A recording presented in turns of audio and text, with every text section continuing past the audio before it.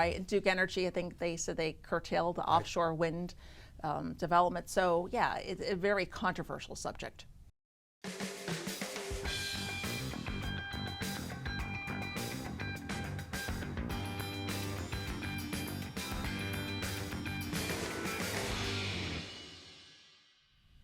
Welcome to the Debrief, Carolina Journal's weekly recap of major developments in North Carolina politics and public policy. We have a great show for you coming up. I'm Mitch Kokai, sitting in for Donna King this week, and we're going to be talking about what happened or didn't happen at the state legislature this week. We're going to talk about a new affordable energy task force Governor Josh Stein has set up, and some other interesting stories. North Carolina being among the most religious states in the country. All of that is ahead. And joining us to discuss these topics, a great panel. We have to my left, Teresa Opeka, who is the executive branch reporter for Carolina Journal. And to my right, we have David Bass, who is an education reporter for Carolina Journal. So let's leap right into this. This could have been a very busy week in terms of what's happening at the General Assembly. They had scheduled to come back, perhaps deal with some veto overrides, deal with some other measures. But David, basically both the State House and Senate gavelled in, gavelled out, didn't do much of anything. Yeah, exactly. We were all primed waiting on Monday, expecting some veto overrides. They were on the calendar. But yeah, gavel in, gavel out. It was a very quick session, and those the votes on these veto overrides have actually been delayed until September now. So they're planning to come back September 22nd at this point to re-examine some of these overrides. And there were a number of bills that had been put on the calendar that prior to recently, they had not, the General Assembly had already overridden a number of Governor Stein's vetoes, but these were some of the ones that were left over where they couldn't call enough votes together, perhaps, to overcome those vetoes. So your report at CarolinaJournal.com talked about the three DEI related bills, diversity, equity, and inclusion, none of which had any Democrat support the first time around. But you also mentioned that there is at least one veto hanging out there where there could be support from at least one Democrat that would help push it over the finish line. Tell us about that one. Yeah, exactly. So the bill in question is the new, there's a new federal tax credit bill for school choice scholarships. So basically what this bill would, it was part of the One Big Beautiful Bill that passed Congress recently, and it would enable these scholarship granting organizations in the state, which are nonprofits, to give out scholarships to students. The families have to be within 300% of the local median income. So this applies to most families. I think it's like 90%. In a lot of cases, families would qualify for these. And the flip side of that is individual donors in North Carolina could give to these scholarship organizations and have a tax write-off, a tax reduction of $1,700 a year, which is a huge benefit to them as well. So the General Assembly had passed this bill to opt North Carolina into this. Governor Stein had vetoed it, and then they were considering a veto override. And again, we have an example here, though, where recently Representative Shelley Willingham, a Democrat from Chatham County, had come out publicly and said, I will vote with Republicans to override this veto on this school choice bill, which would give them the 72 votes that are needed on the House side to actually overcome it. And this wouldn't be a first for Representative Willingham. I think he's already voted 6 times to override Stein vetoes this year. So we'll be watching that very closely. I'm going to flip now to Teresa, because while the General Assembly wasn't all that active this week, the State Board of Elections did meet and dealt with several items. First of all, let's talk about Sunday voting, which we know among some groups is popular. There are some Democrats who like to have souls to the polls, get the people out there on Sundays. The board took some action on a couple of counties that were considering Sunday voting. Yes, so they took action on Davidson and Union counties. They voted along party lines. Republican members voted for the majority plans in those counties that would not have Sunday voting. And Union County did not have it previously. So just to sticking with what they already have. Yeah, I want to mention that. Of course, we had the Democrat members worrying that they're going to set the clock back. There's going to be less access to voting, worried about that, with the population growing so much in the state. But we also had board member, Secretary Stacey Egger say, North Carolina's got one of the best access when it comes to voting in the country. You know, you got 17 days of early voting, you got mail-in voting. You know, he respectfully disagreed with that. So that's what they decided to go ahead and drop Sunday voting for those 2 counties. And it was just those 2. We have 100 counties, so Right. there may be Sunday voting in other places. Another thing that the board dealt with is an update on this project that is designed to try to ensure that everyone who's registered has provided Social Security number, last 4 digits of Social Security number or driver's license number. What happened with this update? Yeah, so this is referring to what they came up with a plan in June, registration and repair project. They're going to, go through all the different records to see driver's licenses if they were missing, or also Social Security numbers, things of that nature. They have fixed over 20,000 of those already, which is great. But now they gave an updated memo they voted on, again, along party lines, to go ahead and give the updated memo to the county boards of elections to go ahead and double check all that information. And if they don't have matching driver's license or the last 4 of their social, they would have to vote provisionally. So that was also updated as well. Again, the vote was along party lines too. Did the Democrats who voted against it give much of an explanation of why they voted against it? Yeah, one, Siobhan Millen said, especially for women, maybe you had your Social Security number had your previous maiden name on it. Now, since you maybe got married, it hasn't been updated. There might be some discrepancy with that as well. So that was one of the issues that was brought up. And I understand one of the reasons this is causing some concern is because if you don't have this information, that going forward you would vote a provisional ballot, which means it's not the same as a normal ballot. It certainly counts if Sure. you're eligible, but it's a little bit of an extra hurdle.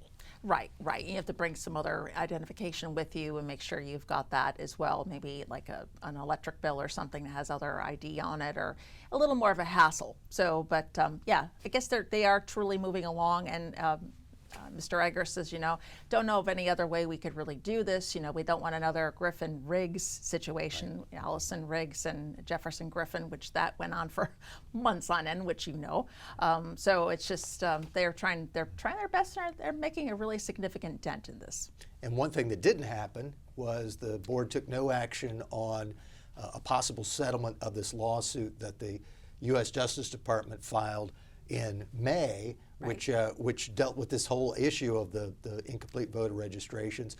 There was a court document that said they're going to discuss it in closed session, might even take a vote.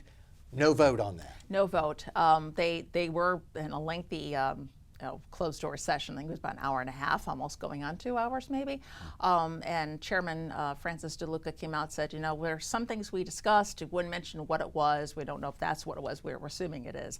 And so they weren't too comfortable discussing anything in public as far as legal ramifications or any technical details. So we're still waiting to hear on what their decision is going to be. All right. Well, we will watch what the State Board of Elections is doing with great interest. We know you'll be covering their meetings. I'm going to flip now back to David on a different topic, but one that might be of interest to folks about North Carolina's culture and the way the state stacks up against others.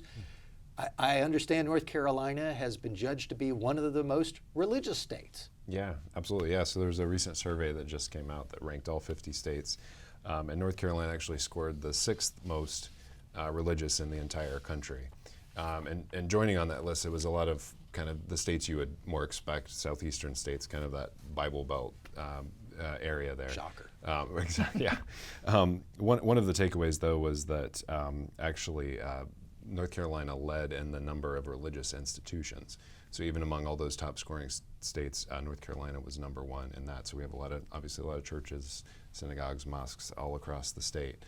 Some of the least scoring states were a couple of surprises, perhaps interestingly, like Wyoming was high up there, Nevada, a lot of New England states. Those were kind of the least religious. Again, Southeast, most religious. So yeah, it's just interesting to see North Carolina on there. Kind of tells a bit about our current temperature with things. I did also see, I included this in the story, it was interesting on, recently there was a Pew survey that showed there's been a general decline over the last few decades, obviously, in religion, a rise of people identifying with no religion. But there was some indication from Pew that, at least for Christianity, some of that might be leveling off. So it's not increasing, but it's just kind of leveling off as it's coming down. Interesting cultural, developments in recent years to see where things are headed with that. Yeah, very interesting. Teresa, you're, like me, a transplant, probably a more recent transplant. Does it surprise you North Carolina ranks that high? No, not at all. Actually, more of the churches that, Catholic and up in the Northeast, they're all closing, versus down here, they're breaking ground on it. Church I go to, their elementary school is expanding. They're going to be doing pre-K. They're running out of room. So a lot of people are actually moving to the state, looking for those places of worship. And it's not a really huge surprise to me that North Carolina is on that list. I will say too, I did do an article earlier this year about Gen Z maybe coming back to religion, finding a religion. You find conflicting reports. Going back to the Catholic religion, a lot of young men are coming back to that. Gen Z in general are finding that. And unfortunately, what we saw earlier this week with the shootings up in Minnesota, targeting religion, maybe people are, different viewpoints on that. They are starting to maybe feel differently. There is a shift, slow shift, but they're seeing that in the country. I think that actually David's article shows that as well, and from what I've been seeing as well. Yeah, it's an interesting topic, and we wonder what you think about this. So this is a good opportunity to remind you to like and subscribe to the Debrief and provide your comments. We'd like to know what you think about this topic and others, and if there are other topics you'd like us to discuss on the Debrief. We hope you'll go to the Debrief on social media, do all those things you do when you like the programs, so we can keep doing this program for you. Now I want to turn back to another topic that you covered, Teresa, and that is Governor Josh Stein unveiled this new energy task force this week. It's focusing on affordable energy, but also, some would say, contradicting that, focusing on renewable energy. Tell us about it. Sure. So he calls it the North Carolina Energy Policy Task Force, that he wants to strengthen the electric infrastructure in the state while providing affordable energy and including renewable energy in that. As you mentioned, you get solar, wind, whatever, what have you. Meaning that the state has been such a leader. The state's growing. It's #1 for business, but also looking for that balance that electric rates should be affordable for homeowners and for ratepayers and things of that nature. At the top of the list, we've got DEQ Secretary Reed Wilson and Republican State Rep Kyle Hall, who are going to be co-chairing this task force. So trying to strike that balance of bipartisanship, but at the same time, as you mentioned, you got the renewable energy in it. So many question that. Also, he mentions this too, and it's another question, the data centers that are popping up. There's one that's scheduled to pop up in our state. Amazon has got that, an AI data center. That takes a lot of electricity. There's controversy in several states about what this is going to mean. You've got consumer advocates saying, the ratepayers, you and I, are all going to pay these bills, not those who are getting they're actually going to get the breaks from getting these data centers in the state. So that's another thing to take a look at. But again, renewable energy, while it sounds great, isn't always reliable. You've got windmills, so sometimes if there's no wind, there's nothing going on. You're not generating the power. And the sun isn't out all day long. And the sun isn't out all the time, right? Duke Energy, I think they said they curtailed the offshore wind development. So yeah, it's a very controversial subject. Well, we will be watching that group to see what it's up to. We know that Teresa will be keeping her eye on that task force as it moves forward. Flipping now back to David, another story of interest, probably especially to parents. A study out of the University of North Carolina at Greensboro about something that students can do before they take a test that might help them, and it's not studying. Tell us about it. Yeah, great time for this study to drop, right? Because a lot of families, a lot of students are going back to school this week if they're on a traditional calendar or in recent weeks. This study out of UNCG, basically it was a study of 9 to 12-year-old students, and it found that some very vigorous physical activity prior to a test actually improved the students' performance on that test. So an interesting tidbit for parents to take away. It's good for kids to get out, get some exercise, make sure that they're getting physical ed as well as traditional education. So just an interesting factoid to go in as we start the school year, the importance of that. Yeah, I found it interesting that the way they had the test control subjects were just people who did nothing right before the test, and then the others they did little squats and all kinds of little exercises just to get their bodies and minds going, and then it actually led to improvement. And the interesting thing too was it didn't have to be 45 minutes Right. of cardio or whatever. It could be a more brief kind of high intensity thing like you were mentioning, the squats or different things like that. So just some interesting info for for schools and parents to be aware of. Yeah, certainly. So that was kind of a lighthearted story. Yeah. Let's go to one now that's not as lighthearted, but probably important for people to know. People who've been following North Carolina politics and policy for a while have probably heard the name VinFast. It's this company that North Carolina has attracted in to build some cars. But there have been a lot of different controversies about it, Teresa. And now we're reaching a milestone in terms of time that has passed since the initial VinFast announcement. And you wrote a recent update about some things that have happened and not happened since VinFast first announced it was coming here. Right, right. So that factory was already supposed to be up and running, making vehicles, producing really good paying jobs, and that is not the case. Last year, there was the announcement by the company saying that they're delaying their plans to open the factory in Moncure and Chatham County, Triangle Innovation Point, until 2028. That's years behind what their original target was. And we saw that their focus actually shifted to Asia last year. Still in Asia, they're in Indonesia, the Philippines, India. They're building factories over there, also concentrating on their home country of Vietnam. And, questions are remaining like a year later, like, okay, we haven't really heard anything. You've got the proverbial crickets you're hearing or not hearing at the site. Contacted Chatham County earlier this week, and also VinFast, and they said they're fully behind the project. Nothing has changed really from a year ago. Same thing with VinFast, although VinFast stressed that they're really behind getting dealerships up and running in the country. Really didn't touch on this or what's going to happen as far as North Carolina and the production of all these vehicles. And there is a JDIG grant associated with this, as well as other big corporations bringing jobs to the state. Of course, they don't get that money unless they do produce the jobs. But there's been, billions of dollars already spent by the owner of VinFast into their company, trying to keep the company afloat. New reports surfaced this week by different financial websites and also Inside EVs. So, they had a nice plan, they tried, but basically it's over. I think the Motley Fool called it, a money pit. Where's this going? It's not really taking shape. But they're saying they're fully committed. But this company has had some ups and downs, more downs than up. When they first came out, they had really bad reviews. And like you said, all these delays and all these promises, and then the money keeps churning. It is a money pit when you really stop to look at it. But, also one of the casualties they need is eminent domain for this project, where they're going to put some roads to lead into that, to the factory.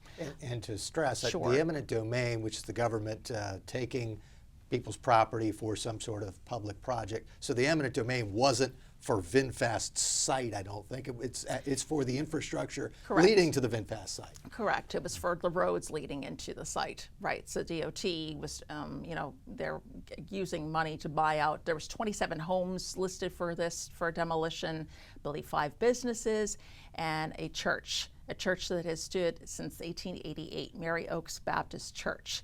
And I just wanted to take a look to see, really interested in the human interest aspect of the story, to see what the latest was with that. Unfortunately, that church met the wrecking ball in June. We do have pictures in the article that they were going to try to save it. VinFast originally said they were going to donate part of the land that they had scheduled for this project, and the church members were still trying to decide at this point. I think it was about a year or two ago, if they were going to move the church. That did not happen. They did demolish it. But you question, we're watching this, and is this going to happen? I mean, it keeps getting delayed, that you don't hear anything. And I understand eminent domain when it comes to things like maybe there's lots of flooding, they buy out people's houses because it's really a horrible area to be in. It's not safe for people to be in. But when you're going to demolish people's homes, businesses, and this historic church, it's been there for over 130 years. Where's this going? But they say they're committed to it. But time will tell, as we all say. So, yeah, but I just wanted to give an update on this just to see where things were going with that project. Well, Carolina Journal will certainly be keeping track of this because this is a big deal for North Carolina's economy going forward and the future of trying to bring in these major companies with targeted tax breaks. So we are interested in what you think about all of these stories that we've been discussing today. Please let us know what you think about them in the comments. Also like and subscribe. And stay tuned because the Debrief will be back again next week with another recap of major items happening in North Carolina politics and public policy. Thanks once again for joining us.